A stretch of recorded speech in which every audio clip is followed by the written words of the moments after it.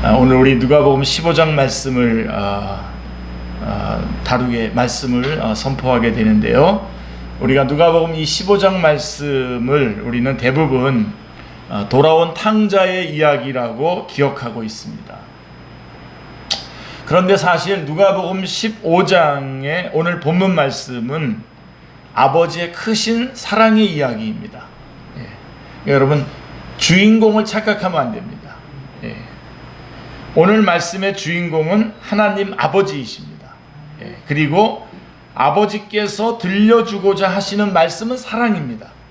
하나님 아버지가 주인공이시고 말씀하고자 하는 그 내용은 사랑입니다. 오늘 말씀을 통해서 하나님 아버지의 크신 사랑을 뜨겁게 다시 만나는 여러분들 다 되시기를 주님의 이름으로 축원합니다. 11절 말씀을 보십시오. 어떤 사람에게 두 아들이 있다고 했습니다. 그런데 하루는 둘째 아들이 진지한 얼굴로 아버지께 말했습니다. 아버지 재산 중에 제게 돌아올 분깃을, 유산을 좀 미리 주십시오. 이렇게 된 겁니다.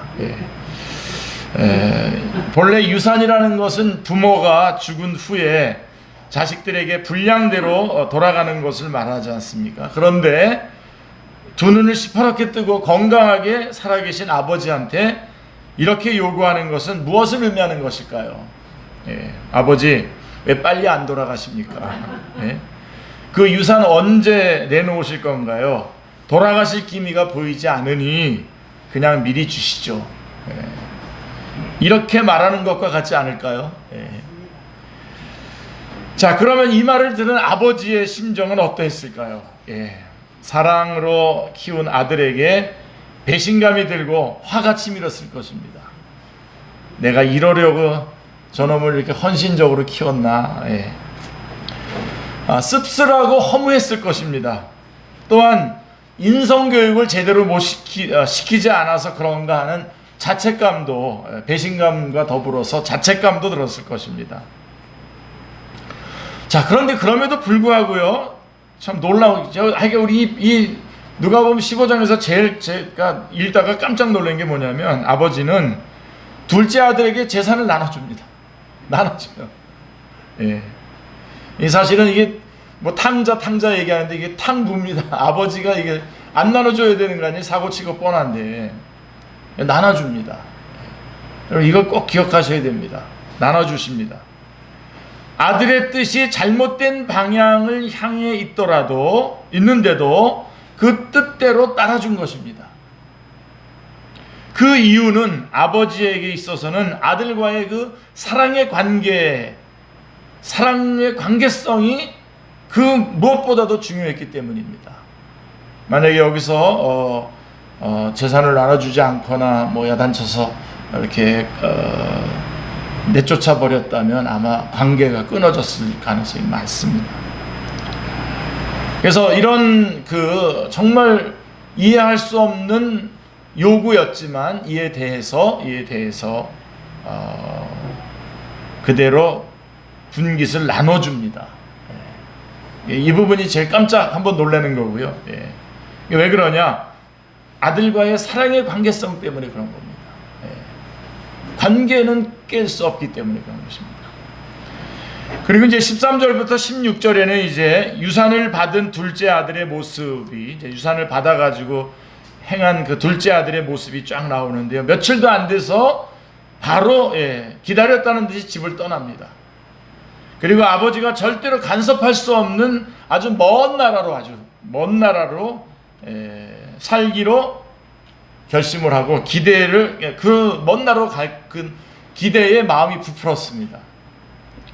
내가 다신 돌아오지 아니하리라 다짐하며 더 멀리 떠났습니다. 자, 그리고 새로운 땅에 도착해서 먼저 번화가에 전망 좋은 대저택을 하나 샀습니다.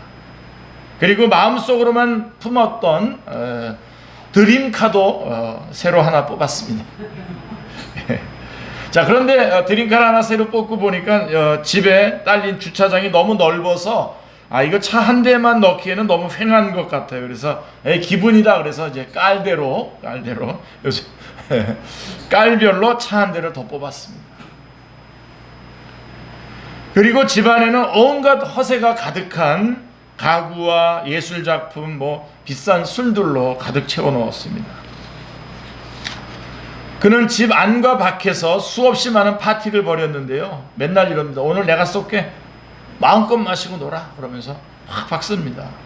매번 이렇게 외치는 그는 마치 오늘만 사는 사람과 같이 살았습니다.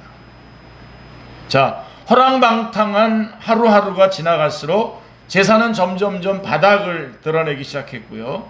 자, 쓰고 나서 또 벌면 된다고 안일하게 생각했지만 그쯤에 나라에 크게 흉년이 들어서 그마저도 불가능해졌습니다. 자, 결국 둘째 아들은 모든 것을 잃어버리고 길거리에 나앉았습니다. 아버지의 집에서 왕자로 모든 것을 누리며 살던 그가 이제는 다른 사람 집에 빌부터 사는 종의 처지가 되었습니다. 줄인 배를 부여잡고 남의 집 돼지를 돌보았지만 돼지가 먹는 쥐원 열매도 먹을 수가 없었습니다. 그러니까 돼지만도 못한 삶을 살게 된 것입니다. 너무도 비참하고 치욕스러웠습니다. 자, 이야기 속의 이 아버지와 아들의 관계는 하나님과 우리와의 관계와 같습니다. 우리는 만물 중에 하나님의 형상대로 지음받은 그런 유일한 피조물입니다. 소중한 존재입니다. 그죠? 그래서 하나님께서는 우리를 아들로 여기시고 필요한 모든 것들을 아주 섬세하게 살피시고 공급해 주셨습니다. 육신의 필요를 채워주신 것뿐만 아니라 하나님과의 교제를 통해서 사랑과 은혜를 공급하시면서 영의 필요도 충만하게 채워주십니다. 자, 그런데 우리는 이 조건 없는 하나님의 사랑과 은혜, 모든 필요를 채워주시는 그 풍성함에 대한 감사함이 없을 때가 얼마나 많습니까? 하나님을 예배하고 말씀대로 사는 것을 답답하게 여기고 하나님과 상관없이 내 마음대로 살고 싶을 때가 얼마나 많았습니까? 그런데 정말 감사하지 않고 답답하게 여기고 마음대로 살면 어떻게 될까요? 자, 당장 하늘에서 심판의 불이 우리 머리 위에 떨어질까요? 이렇게 설교하시고 이렇게 되기를 바라고 기도하고 기도도 그렇게 하라고 가르치는 분들 꽤 많습니다. 근데 오늘 분명하게, 여러분 분명하게 보십시오. 우리 하나님은 그렇게 하지 않았습니다. 그렇지 않습니다. 하나님은 당장 심판하지 않으십니다. 내버려 두십니다. 내버려 두십니다. 그리고 떠나간 자녀가 스스로 깨닫고 뉘우쳐서 돌아올 것을 기다리는 아버지처럼 하나님은 오래 참고 기다리십니다. 하나님 오래 참고 기다리십니다. 여러분, 우리 고린도전서 13장이 사랑장인데 그 4절부터 나와 사랑은 오래 참고 나오거든요. 오래 참고 온유하고 쭉 여러 가지가 나오는데요. 사실 밑에 거 다 읽을 필요도 없습니다. 하나님의 사랑, 우리를 향한 사랑은 오래 참는 겁니다. 아멘. 오래 참아서 우리가 스스로 알아서 돌아오도록 이끌어 주시는 것이죠. 예. 자, 하나님의 곁을 떠나면 물론 잠시 동안은 죄의 짜릿함과 자기 원대로 살아가는 자유로움을 느낄지 모릅니다. 그럴 수 있어요. 그 안에서는 그것이 행복이고 영원할 것 같죠. 하지만 착각입니다. 예. 내가 갖고 있던 모든 것이 점차 사라져가는 것은 시간 문제고 결국 바닥이 날 것입니다. 내 생각대로 내 뜻대로 살면 잘 될 것 같지만 내 인생이 내 뜻과 내 계획대로만 가지 않는다는 것을 금방 깨닫게 될 것입니다. 영원한 생명수 되시는 하나님을 떠나면 결국 영혼의 갈급함과 궁핍함을 마주대하게 되는 것입니다. 수분기 없이 바짝 메말라 비틀어진 죽은 나무처럼 비참하게 될 수밖에 없습니다. 자유인이 되는 게 아니라, 하나님을 떠나서 자유인이 되는 것이 아니라 도리어 죄의 노예, 사탄의 노예로 전락하게 되는 것입니다. 자, 그러면 우리가 진정한 행복과 자유, 풍성한 생명을 누릴 수 있는 길이 무엇일까요? 자, 17절에 보십시오. 예, 우리 처음에 한번 아버지가 돈을 나눠줄 때 깜짝 한번 놀랐는데요. 17절에 보시면요. 여기서 이제 반전이 있습니다. 17절에. 예. 철저하게 밑바닥까지 내려간 둘째 아들은 아버지의 집을 떠나기 전의 삶, 아버지 집을 떠나기 전에 자기의 삶, 그리고 그 이후에 자기가 방탕했던 삶을 되돌아봅니다. 참, 17절이 또 하나의 요절입니다. 20절이 요절이고요. 17절이 또 하나의 요절입니다. 전부 잃고 보니까 그제야 아버지의 집에서 누렸던 모든 것들이 얼마나 큰 복이고 은혜였는지 깨닫게 되었습니다.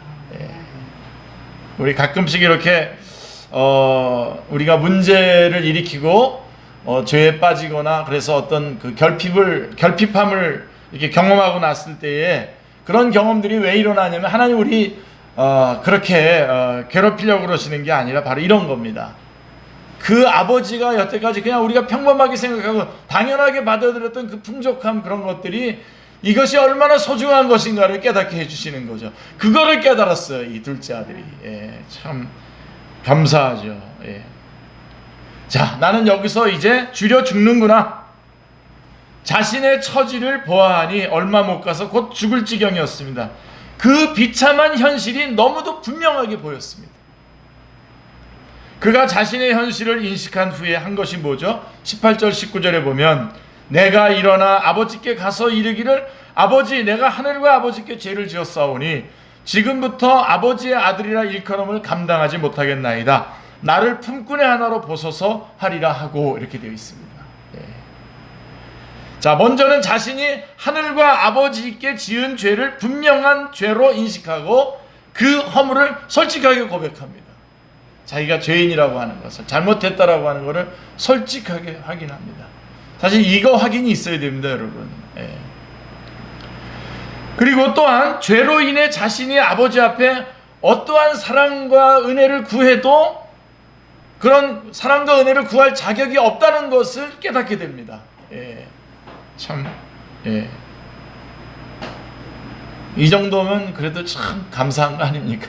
자기가 죄인이라는 것과 그 다음에 내가 하나님 앞에서 다시 어떤 은혜를 구한다는 것. 아니, 솔직히 지금 아버지 죽었다고 치고 유산 달라고 그래가지고 다 지금 깽판 치고 있는 거 아닙니까? 깽판 친 거 아닙니까? 그렇죠? 근데요, 여기서 나는 죄인이고 나는 아무런 자격이 없다라고 하는 것까지만 가면 안 됩니다. 거기서 끝나면 안 돼요. 근데 아들도 거기서 끝나지 않았어요. 둘째 아들도.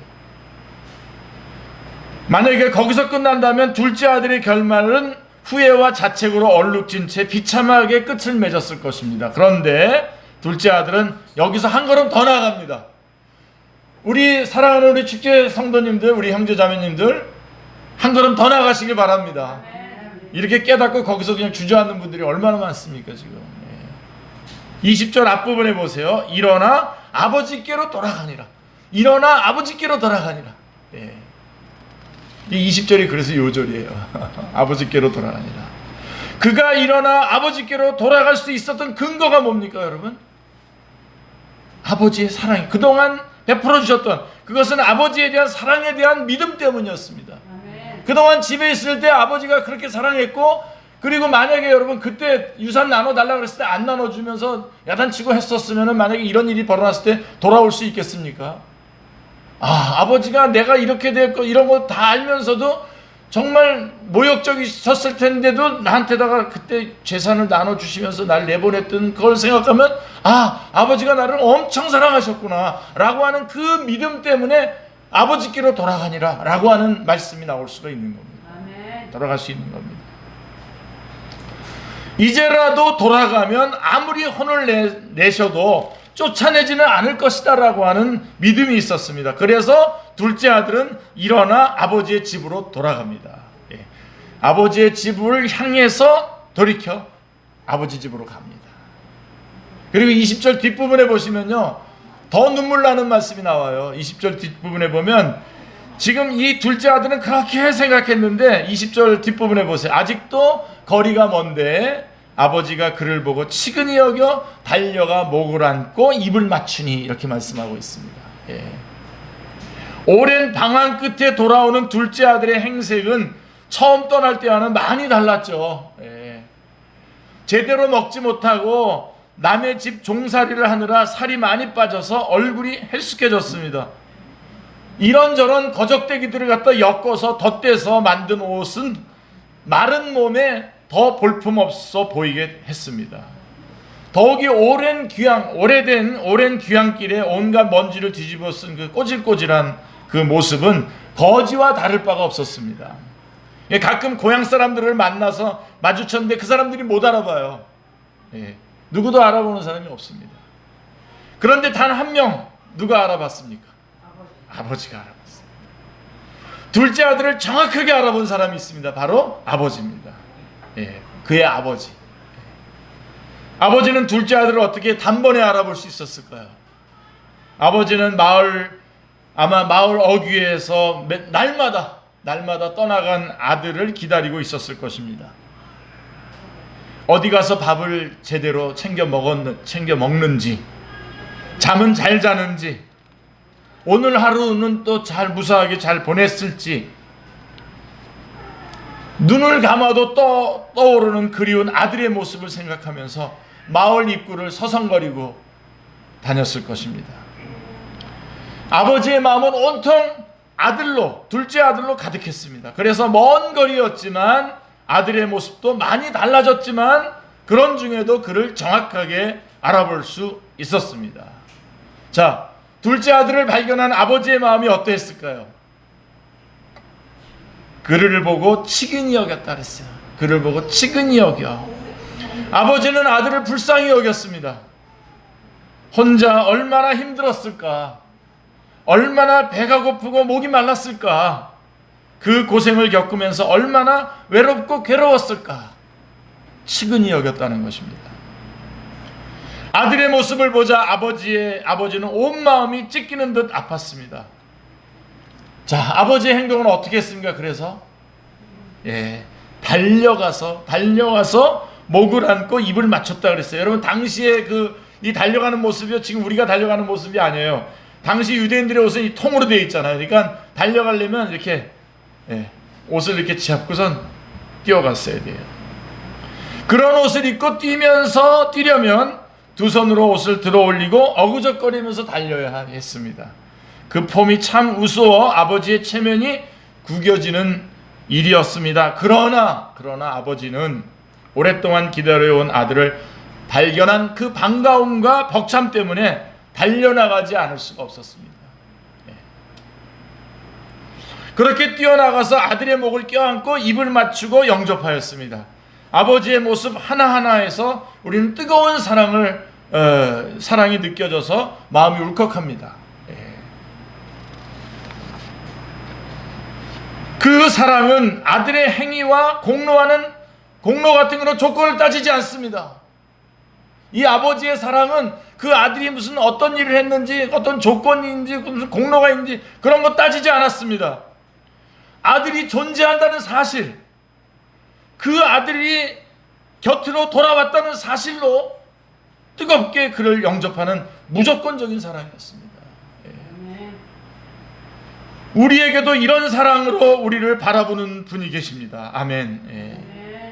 그래서 여러분, 오늘도 우리가 또 새롭게 또 출발할 수 있는 겁니다. 만약에 우리가 오늘까지, 여러분 여기 다 와 있지만 우리 혜림이까지 좀 빼줄까 해가, 어쨌든 여기까지 왔는데, 여기까지 온 동안 여러분들이 저지른 죄와 잘못들 다 그 조건과 그 공로대로 다 심판한다면 우리 여기 서 있을 수 있는 사람이 누가 있습니까? 오늘도 그래도 여러분 아무 일 없는 것처럼 당당하게 우리가 이렇게 주님 앞에 나와서 예배 드릴 수 있는 것은 바로 이런 아버지가 계시기 때문에 그렇습니다. 아멘. 이런 아버지가 계시기 때문에. 그러니까 여러분, 이런 거 재는 거 아닙니다. 우리가 지금 여기서부터 지금 출발하시면 돼요. 자, 우리에게도 이런 사랑으로 우리를 바라보는 분이 계십니다. 우리를 이런 사랑과 국률로 기다리시는 분 계십니다. 바로 아버지 하나님이십니다. 아무런 의도, 아무런 공로도 없고 틈만 생기면 떠나가는 우리 인생들을 아버지 하나님께서는 여전히 사랑하십니다. 어떤 조건도 따지지 않으시며 사랑할 만한 자인가 제어보거나 달아보지도 않으십니다. 얼마나 사랑하셨는지 아십니까, 여러분? 우리가 가장 밑바닥에 더러운 죄인으로 있을 때에 가장 거룩하고 고귀하신 독생자 예수님을 보내주셨습니다. 예. 원래 죄인들이 져야 했던 십자가를 지우시고 그 위에 화목제물이 되게 하셨습니다. 그렇게 예수님께서는 십자가에서 모든 물과 피를 쏟으시는 순간에도 우리를 위해서 외쳤습니다. 십자가에서 외쳤어요. 아버지, 저들을 사하여 주시옵소서. 자기들이 하는 것을 알지 못합니다. 알지 못하기 때문입니다. 하나님께서는 그 놀라운 사랑으로 예수님을 보내시고 그리스도를 통해 한 영혼을 돌이키셨습니다.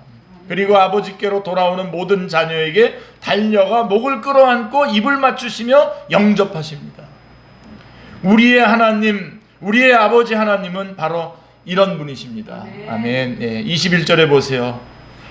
아버지, 내가 하늘과 아버지께 죄를 지었사오니 지금부터는 아버지의 아들이라 일컬음을 감당하지 못하겠나이다. 자, 아버지의 뜨거운 영접에도 둘째 아들은 고개를 푹 숙이고 자신은 아들로서 자격이 없다고 고백합니다. 하지만 아버지는 어떻게 하죠? 그런 그 아들에게 제일 좋은 옷을 내어다가 입히고 손에는 가락지를 가득 끼우고 발에는 신을 신겼습니다. 이로써 죄로 인해서 잃어버렸던 아들의 지위를 다시 온전히 회복시켜 주셨습니다.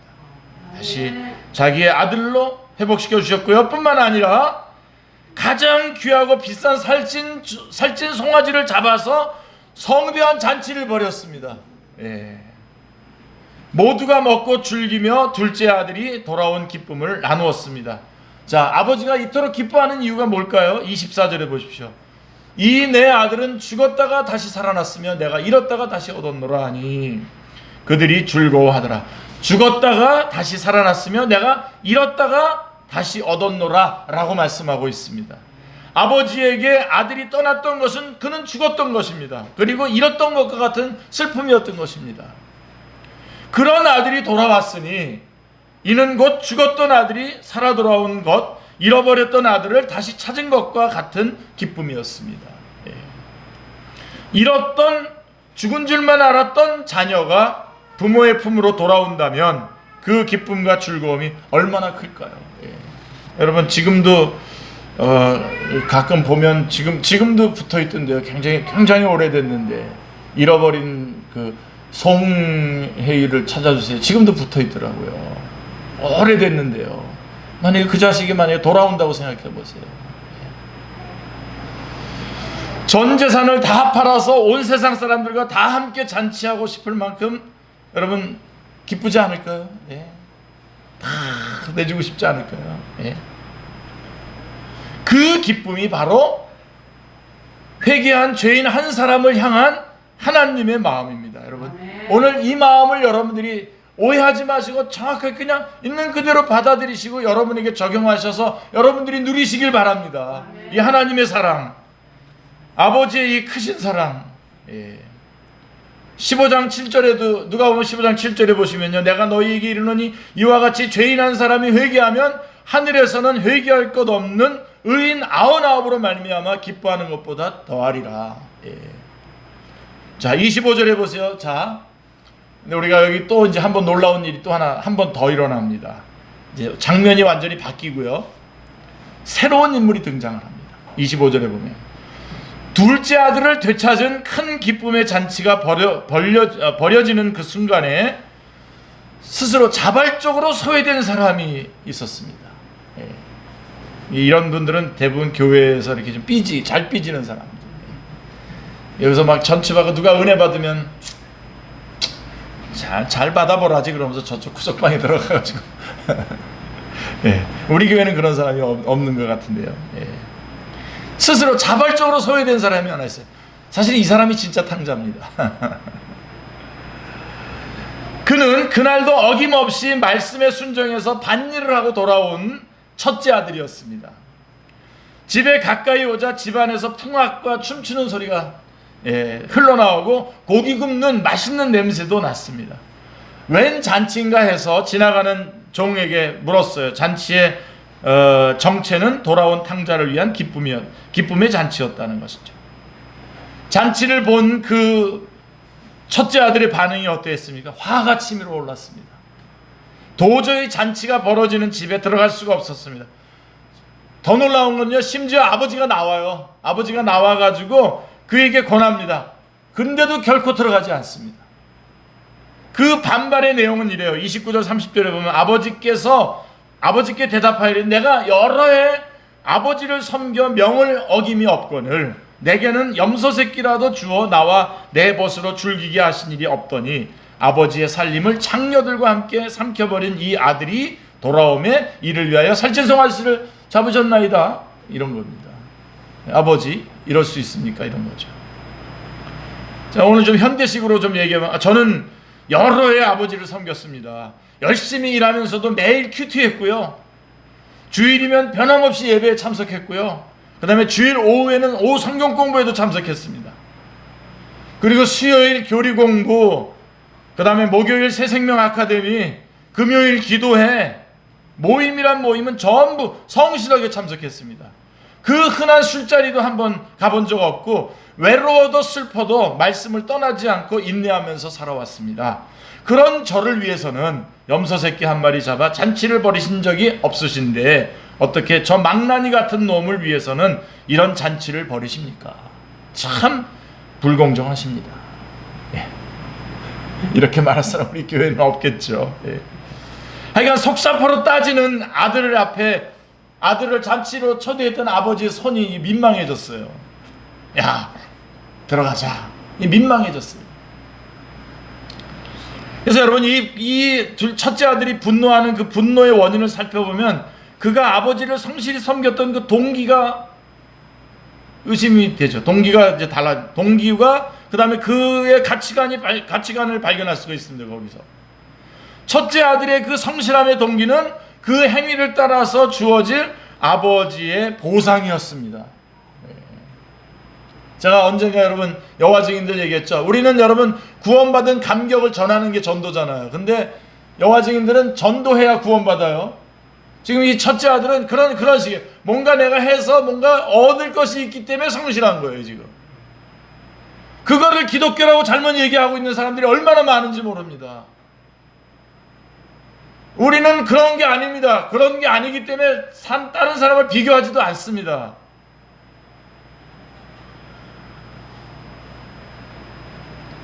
그래서 이 첫째 아들의 동기, 아버지의 보상이 그의 성실함의 동기였어요. 사랑이 많고 은혜와 자비가 풍성한 아버지를 그도 사랑하기 때문이 아니었습니다. 그런 첫째 아들의 앞에 선 아버지의 마음은 다시 무너졌죠. 그러니까 이 첫째 아들은, 둘째 아들은 몸이 떠났었는데 이 첫째 아들은 마음이 떠나 있어요. 마음. 어느 놈이 진짜 떠난 겁니까? 나쁜 놈입니까? 어떻게 이렇게 아버지의 마음을 몰라줄 수 있을까요? 예? 단순히 보상으로는 따질 수 없는 그 큰 사랑을 왜 이해할 수 없을까요? 오늘 우리에게 여러분 성경이 오늘 하나님께서 오늘 우리에게 말하고 있는 겁니다. 이 하나님의 사랑을 왜 이런 식으로 어떤 보상으로 생각하냐 이거예요. 하나님의 사랑을. 예. 그리고 그걸 이해하지 못하고 또 왜 또 떠나냐고요. 예. 돌아왔으니까 잘했지만 왜 떠나냐고요. 예. 우리 아버지 하나님 가슴이 답답해졌습니다. 둘째 아들은 몸이 아버지를 떠났었는데 첫째 아들은 마음이 아버지를 떠나 있습니다. 자, 그런데 그를 향한 아버지의 반응이 어떠했습니까? 31절에 보면요, 눈물이 줄줄 납니다. 예. 이 말씀 묵상해 보세요. 아버지가 이르되 예 이렇게 불러요. 예, 너는 항상 나와 함께 있으니 내 것이 다 내 것 아니냐? 내 것이 다 내 것이로되 이 내 동생은 죽었다가 살아났으며 내가 잃었다가 얻었기로 우리가 즐거워하고 기뻐하는 것이 마땅하다 하니라. 예.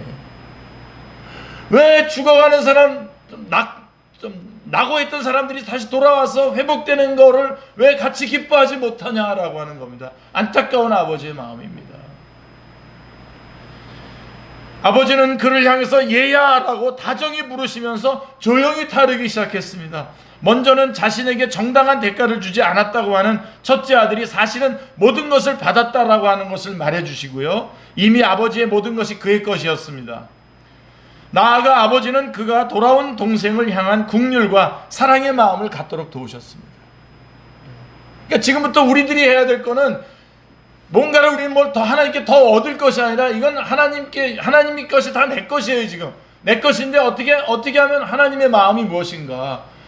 잃어버렸던 자식이 돌아오는, 잃어버렸던 자기의 동생이 돌아오는 것을 함께 기뻐하고 즐거워하는 것, 그것이 아버지가 우리에게 갖고자 하는 마음이, 우리가 갖기를 원하는 마음일 것입니다. 그거를 다 일러주셨어요. 사랑하는 이를 다시 찾는 그 기쁨을 함께 나누고 누리기를 원하셨습니다. 자, 아버지의 타이름의 첫째 아들은 과연 마음을 돌이켜서 기쁨의 잔치를 누렸을까요? 자, 이 마지막에 또 한번 퀘스천이 나와요. 여기 돌아온 둘째 아들은 이제 정말 마음을 고쳐먹고 아버지를 사랑하고 섬기면서 말씀을 쫓는 삶을 살았을까요? 이게 좀 여러분 이야기가 이렇게 해피엔딩으로 끝나든지 새드엔딩으로 끝나든지 뭔가 결말이 있어야 되는데 이 이야기는 결말이 없어요. 자, 한 아버지와 두 아들의 이야기는 이렇게 완결이 아닌 열린 결말로 마무리가 됩니다. 이 스토리가 행복하게 완결되려면 두 아들과 아버지 사이에 완전한 화해를 이루고 단단한 사랑의 관계성을 맺어줄 새로운 인물이 필요합니다. 그래서 글쓴이는 앞에서 등장하게 될 숨은 인물을 한 명 더 예비해 두었죠. 여러분들 다 눈치채셨습니까? 그는 아버지의 완전한 아들이자 두 아들을 위한 제대로 된 형입니다. 그는 방탕의 죄로 밑바닥을 치는 인생, 자기의 의와 교만으로 기쁨을 누리지 못하는 인생을 모두 짊어지고 대속하셨습니다.